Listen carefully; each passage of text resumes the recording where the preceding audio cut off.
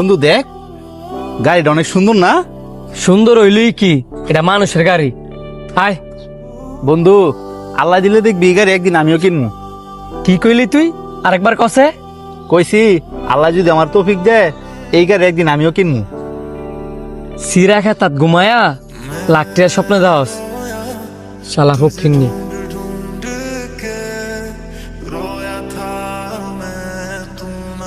শাম যা, আমাকে তিনজনে লেগে কফি লয়ে। তিনজনের লেগে কফি লইতাম, আমরা মানুষ তো 4 জন, কফি খাইতো না কেডা? তোর কফি খাওয়ার লাগতো না, আমরা তিনজনে লেগে লয়ে যা।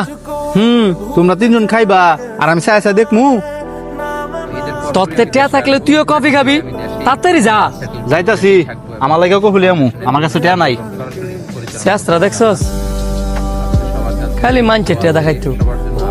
আচ্ছা, তুই যে হ্যাঁ এমনি সবসময় অপমান করস, হ্যাঁ কি কষ্ট হয় না?